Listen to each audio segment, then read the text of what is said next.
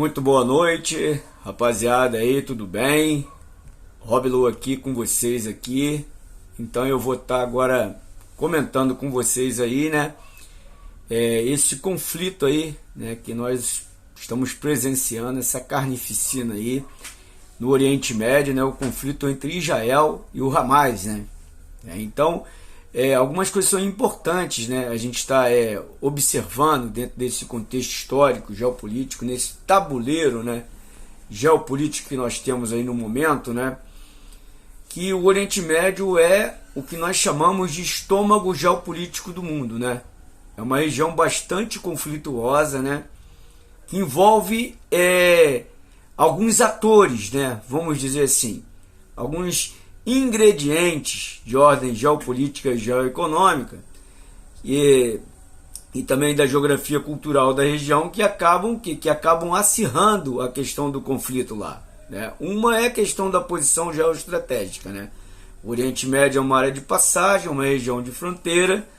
Toda área de passagem, geograficamente, né, geopoliticamente falando, são áreas complicadas, inclusive áreas, né, fronteiriças de bairro, né?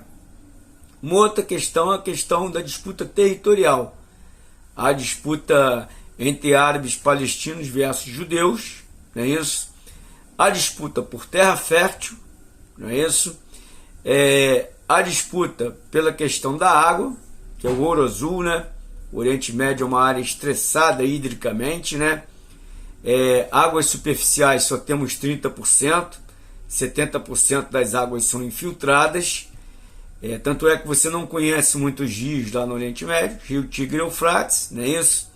O Rio Nilo, mais o Egito, né, fica no norte da África, geograficamente, né, não faz parte do Oriente Médio, mas dentro da geopolítica cultural faz parte da região, não é isso? E o Rio Litani, né? O Rio Litani, que é um rio do Líbano que ninguém nem conhece, né? Que Israel tentou capturar algumas vezes aí, ainda não conseguiu, mas continua tentando.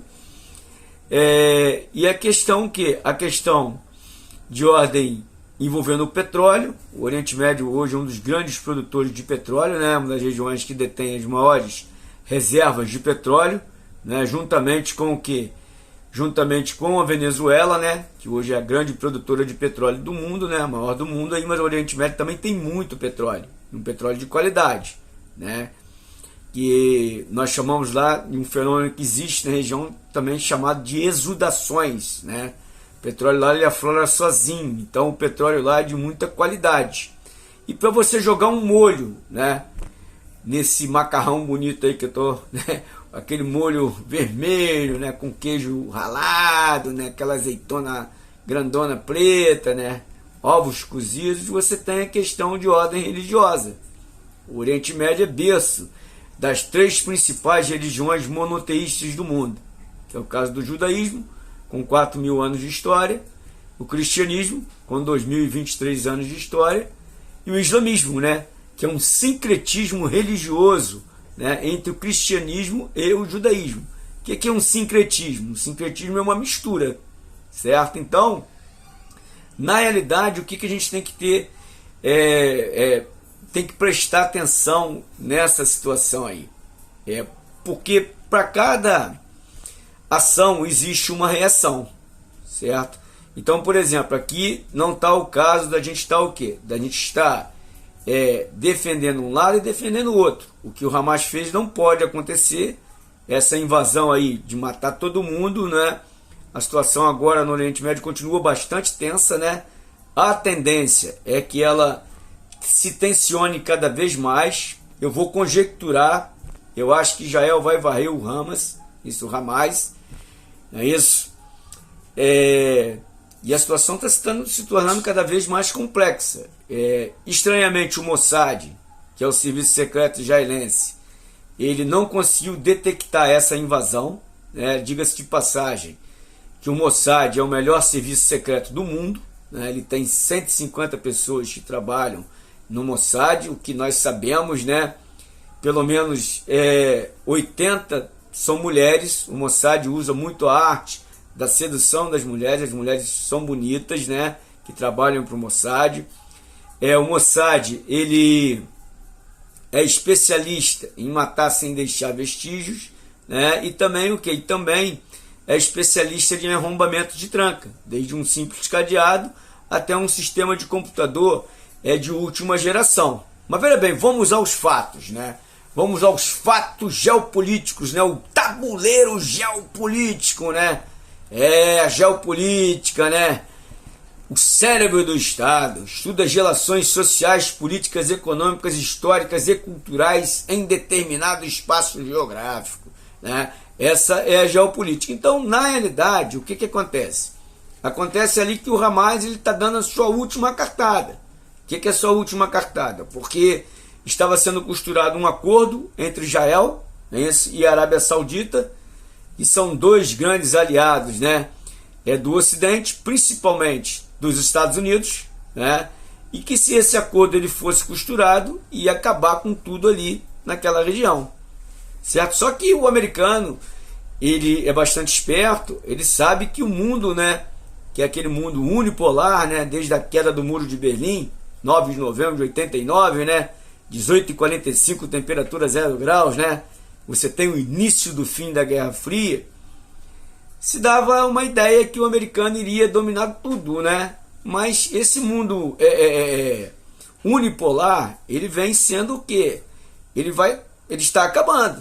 Exatamente por quê? Exatamente que você tem outras grandes potências. Veja bem, você não tem mais as 7 irmãs do petróleo. Hoje você já tem as 11 irmãs do petróleo. Hoje você tem potências gigantescas, como a China, por exemplo, um país que cresceu em 27 anos de 11% a 12% ao ano. Você tem a Rússia, né? Então, quer dizer, o Hamas ficou numa situação bastante complexa, porque vive na faixa de Gaza, né, que é um grande favelaço, desculpe aí o termo, né, a faixa de Gaza. Não tem água, há estresse hídrico, é uma das maiores densidades demográficas do mundo, não tem terra fértil, e ali estão confinados, né, o Hamas que é um governo, né, que você tem o que comanda ali a Revolução Verde do Hamas, né? Tô até com uma camisa verde aqui, né, com verdismo, mas por causa da primavera. E ele percebeu que se esse acordo, né, de fortalecimento, não é isso, costurado aí entre o que? Entre Israel e a Arábia Saudita, e claro, por trás os Estados Unidos, a situação ia ficar o quê? Cada vez mais complicada. Mas por que isso aí? É importante a gente relatar por quê. Porque os palestinos também querem o quê? Querem formar o seu Estado, né? E essa demanda para formar o Estado palestino é uma demanda que já vem o quê? Que já vem há muito tempo, e você não consegue. Você não consegue formar o Estado palestino, mas conseguiu formar o Estado israelense, certo? Que é uma questão que remonta ao século XIX, né? Muita gente fala, Israel, 14 de maio de 1948. Mas na realidade, no século XIX, né, desde a descoberta do petróleo nos Estados Unidos por Irving Drake, em 1859, em 1869, Rockefeller descobriu que o petróleo poderia ser usado como fonte energética. Isso você teve lá, em 1917, a Declaração Balfour. Em 1916, você teve o Tratado de Sykes-Picot, esse que dividiu o Oriente Médio, né? A França criou a Síria e o Líbano, a Inglaterra ficou por conta de criar outras situações, outros países lá. Mas por quê? Porque já se sabia, né? O século XIX foi muito profícuo, por exemplo, na questão do petróleo, né? E já se sabia que o Oriente Médio guarda, né, grandes reservas de petróleo de qualidade, certo? Então o que aconteceu? Aconteceu exatamente que logo depois da Segunda Guerra, veja bem, presta atenção, o Holocausto, né, 6 milhões de judeus que foram executados, ninguém vai defender isso, nunca ninguém vai defender a violência, certo? Ele deu o que? Ele deu uma impulsionada, mas ele não foi o fator preponderante para a formação do Estado de Israel. A formação do Estado de Israel já vinha sendo costurada desde o final do século XIX. Se você voltar historicamente, antes de Cristo, lá atrás, você vai ver os zelotes. Você tinha ali a Galileia, a Pérea, a Judéia, a Samaria, certo? Que aquela região foi dominada por Roma no ano 63 a.C., por Pompeu, e eles dividiram aquilo ali. É a tática de dividir para poder o quê? Para poder dominar. E a Judéia já criava alguns problemas, né? Não queria pagar impostos, não trabalhava no sábado, né? E queriam formar o seu Estado, que era o Estado de Israel. Então é uma questão geopolítica que vem muito anterior. Agora, foi formado em 48. Em 48, logo que foi formado, a ONU e a Inglaterra, né, elas o quê? Elas não respeitaram, desculpe, a ONU e a Inglaterra formaram lá um Estado judaico, né, onde você tinha de um lado, né, os judeus e do outro lado os árabes e palestinos. E a ideia dos judeus era o seguinte: do rio até o mar. Em 1930, Davi Ben-Gurion, conhecido como o Leão da Judéia, ele dizia o seguinte: o nosso Estado vai ser formado com duas situações: segurança e água. Tanto é que na década de 50 o Mossad já foi o quê? Já foi costurado. Tanto é que quando o Estado de Israel foi formado em 48, as guerras que vieram, 1948, 1956, 1967, essa é boa, fica ligado nela, que em 67, na Guerra dos 6 Dias, a Inglaterra abandonou o cenário do Oriente Médio, os Estados Unidos assumiu o lugar dela, fazendo de Israel o seu ponta de lança geopolítico na região. E até a partir daí você teve a guerra do Yom Kippur em 73, teve a Revolução Islâmica, né? Teve a invasão da União Soviética no Afeganistão e por aí vai, certo? E você também tem a criação nos anos 60, né, da OLP, Organização para a Libertação da Palestina, hoje Autoridade Nacional Palestina, certo? Que também sempre lutaram para formar um lar palestino, mas nunca conseguiram, exatamente porque esses países são detentores de grandes reservas energéticas. Isso incomoda muitas grandes potências ocidentais, né? Não é à toa que você vê muito noticiário falso sobre a Venezuela e algumas outras coisas, mas tem que ficar atento, né? Não pode ficar acreditando no que você vê aí. Então você vê os grandes produtores de petróleo do Oriente Médio: Arábia Saudita, Irã, Iraque e Kuwait. Arábia Saudita aliada dos Estados Unidos. Irã totalmente contrário aos Estados Unidos, né? Iraque também, é isso? E você tem o pequenino Kuwait. Fora isso, você tem lá outros países, né, como Emirados Árabes Unidos, tem o Iêmen, onde você está travando uma guerra lá, agora ninguém está sabendo, o pessoal do Iêmen está vibrando lá, né, do lado lá do Hamas. Isso é exatamente porque está lá no Iêmen brigando, a Arábia Saudita, né, e o Irã estão brigando lá.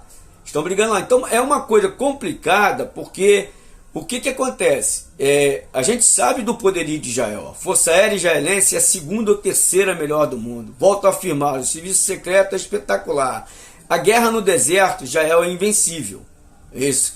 Mas nós não queremos carnificina, certo? Agora, é o tal negócio, né? Você tem que criar uma situação aí para que você possa resolver para os dois lados, para que nenhum dos lados seja o quê? Seja prejudicado. Não só o lado judeu, veja bem, não estou defendendo carnificina, né? Vocês vão achar que eu estou defendendo carnificina. Nunca vou defender isso aí. Eu só acho que o Hamas é terrorista, né? Mas Israel também é terrorista. Inclusive, se você analisar as guerras, Israel matou muito mais, certo? Então, quer dizer, isso é importante que vocês tenham, que vocês tenham a ideia. No momento, a gente não tem muitas informações. Estão sendo convocados reservistas, e eu acredito, né? Eu acredito que Israel vai varrer o Hamas do mapa. Agora, tem o Hezbollah, tem o Irã, tem o Estado Islâmico, tem a Rússia, tem a China, tem todo um tabuleiro geopolítico aí. E tem algumas coisas, algumas conjecturas que têm sido feitas, né? Dentre elas, por exemplo, Benjamin Netanyahu, né?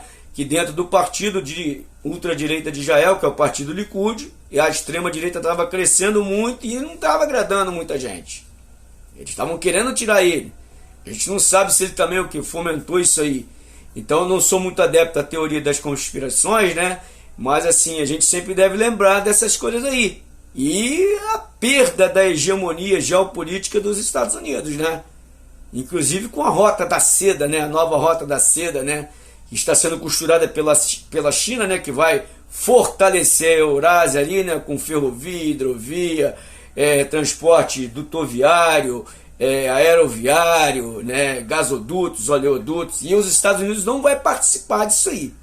Então tudo isso a gente tem que levar para dentro do contexto geopolítico, né? Porque o mundo do capitalismo, ele gira em cima da lucratividade. Em cima da lucratividade, infelizmente, você tem esses confrontos que você está vendo aí agora. Né? Então a tendência é que isso, infelizmente, né, vamos torcer para que isso seja amenizado, mas eu acho difícil. Eu acho que a reação de Israel já está sendo, né, bastante rigorosa, e a tendência é que isso aí, que isso aí cresça mais ainda. Por que eu estou fazendo? Eu vou colocar isso aqui no meu canal. Peço que vocês deem uma moral lá, se quiserem dar uma moral no meu canal lá, o canal Rob Lula no YouTube, porque eu acabei fazendo uma live, e muita gente perdeu, né? Então assim, eu vou colocar isso no meu canal. Se vocês quiserem estar assistindo lá alguma coisa, né, sobre esse assunto aí, vocês vão estar entendendo. Inclusive a aliança judaico-cristã, que é a aliança que existe entre Israel e os Estados Unidos, certo? Se você olhar, os Estados Unidos têm um destino manifesto, de 1850, não é isso? Que ele se julga o povo escolhido. Israel também se julga o povo escolhido. Então essa aliança judaico-cristã, ela é muito poderosa. Envolve questões econômicas. Dos 340 milhões de habitantes que tem os Estados Unidos, 8 milhões são judeus. A economia americana, 70% dela é assentada no pilar judaico, certo? Uma outra coisa que é importante, você tem que analisar todos os fatos. Isso que o Hamas fez é horrível. Não deve se fazer. A ideia não é essa, certo? Então, quer dizer, um livro interessante que você possa dar uma olhada, né, eu indico, né, De Beirute a Jerusalém, do Friedman, né, esse do Márcio Scalessio, Oriente Médio. O próprio Nelson Bassi, que eu li, que tem uma coleção polêmica legal, e um livro interessante chamado A Indústria do Holocausto. Eu não estou me recordando o nome agora.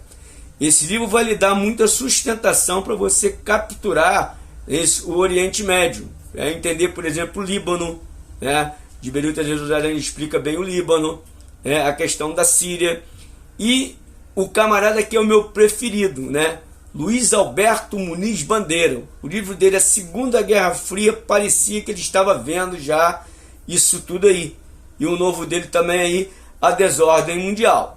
Então eu agradeço vocês aí, né? Desculpe ter ficado muito longo, porque esse assunto realmente é muito longo, né? E eu vou estar postando no canal essa aula aí. Valeu? Um grande abraço, até a próxima aí. Vamos estar acompanhando, né, essa atualidade aí entre o quê? Entre o Hamas e Israel, né? E torcer para que tudo acabe bem, né? E que não haja mais mortes, né? Porque a violência no planeta Terra, ela tá assim, demais. Um abraço, beijo aí.